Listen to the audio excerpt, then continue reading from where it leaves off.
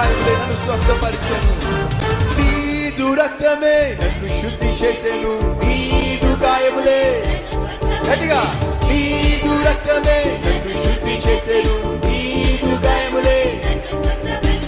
హల్లెలూయా హల్లెలూయా హల్లెలూయా హల్లెలూయా హల్లెలూయా హల్లెలూయా హల్లెలూయా హల్లెలూయా. నా యేసయ్యా నిన్నే ప్రేమించు, నా యేసయ్యా నిన్నే ప్రేమించు.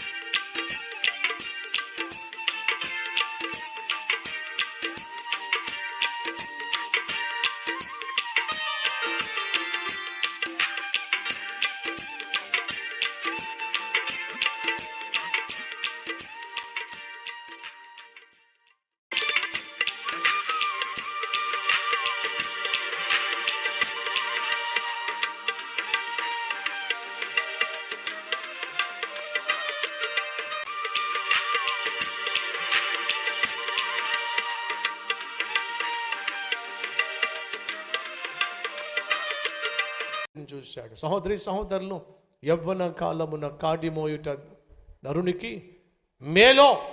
ప్రపంచాన్ని ప్రభావితం చేసినటువంటి వాళ్ళు ఎవరైనా ఉన్నారు అంటే దయచేసి వినండి, యవనస్తులు. బిల్లీ గ్రామ్ ప్రపంచంలోనే ఆయనంత గొప్ప సువార్థికుడు లేడో, కానీ ఎప్పుడు రక్షించబడ్డాడో తెలుసా మీకు? టీనేజ్లో రక్షించబడ్డాడు. 17-18 ఇయర్స్ వయసులో రక్షించబడ్డాడు. విలియం కేరీ యవ్వన ప్రాయంలో రక్షించబడ్డాడు. డేవిడ్ లివింగ్స్టన్ యవ్వన ప్రాయంలో రక్షించబడ్డాడు. హడ్సన్ టేలర్ యవ్వన ప్రాయంలో రక్షించబడ్డాడు. జార్జ్ విట్ఫీల్డ్ యవ్వన ప్రాయంలో రక్షించబడ్డాడు. జార్జ్ ముల్లర్ యవ్వన ప్రాయంలో రక్షించబడ్డాడు. ప్రపంచాన్ని ప్రభావితం చేసిన గొప్ప గొప్ప సేవకులు యవ్వన కాలంలో తమ జీవితాలను దేవుడికి అంకితం చేశాడు. ఈరోజు మన మధ్య ఎవరైనా ఉన్నారా? 25 ఇయర్స్ లోపు వాళ్ళు ఎవరైనా ఉన్నారు ఉంటే చేయి చూపిస్తారా? 25 ఇయర్స్ లోపు ఉన్న వాళ్ళు ఎవరుంటే చేయి చూపిస్తారా? ఎస్. 30 ఇయర్స్ లోపు ఉన్న వాళ్ళు ఎవరుంటే చేయి చూపిస్తారా? ఎస్. చేయి చూపిస్తున్న సహోదరి సహోదరులు, ఈ అవకాశాన్ని పోగొట్టుకోకండి. యవ్వన ప్రాయంలో రక్షించబడ్డాం. యవ్వన ప్రాయంలో మీ జీవితాలను ప్రభువుకి అంకితం చేయటం, యవ్వన ప్రాయంలో ప్రభు కోసం రోషం కలిగి జీవించాలని ఆశించడంలో వెనుకంజ వేయకండి. ఎందుకని? ప్రపంచాన్ని ప్రభావితం చేసిన ప్రతి ఒక్కరూ కూడా ఎక్కువ శాతం యవనస్తులే. పాత నిబంధనలు మీరు చూస్తే ఒక యవనస్తుడు కనిపిస్తాడు. ఆ యవనస్తుడు ఆఖరికి ఏమయ్యాడు? దేశాన్నే పరిపాలించే స్థాయికి చేరాడు. ఎవరో చెప్పండి? యోసేపు.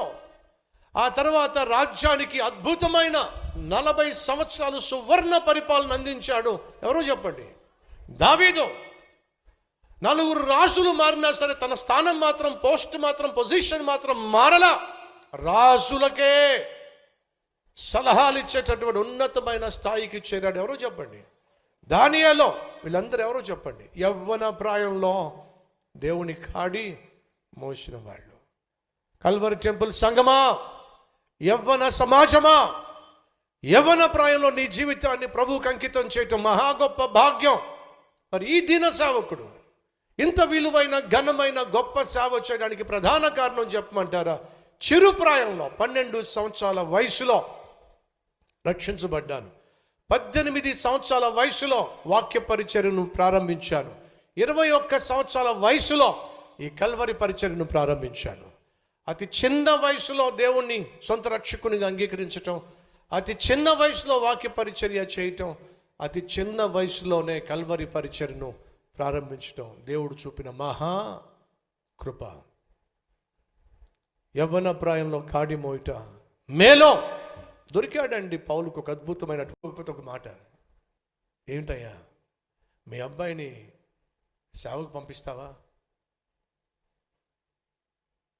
అలా చూస్తావేమిటి? మీ అబ్బాయిని సేవకు పంపిస్తావా? ఈరోజు మీలో చాలామంది నన్ను కలిసినప్పుడు మీ బిడ్డల విషయంలో నాతో ఒక మాట అంటారు. విజిటింగ్ అవర్స్ కావచ్చు, స్పాన్సర్ చేయడానికి వచ్చినప్పుడు కావచ్చు, నన్ను కలిసినప్పుడు కావచ్చు, మీ పిల్లల్ని తీసుకొచ్చి ఏమంటారు తెలుసా? బ్రదర్, మా అబ్బాయిని సేవకు అంకితం చేశాం, చాలా సంతోషం. మీలాగా సేవ చేయాలి. ఎలా సేవ చేయాలి? మీలా సేవ చేయాలి, చాలా సంతోషం. నాలా సేవ చేయాలి. ఈరోజు సేవ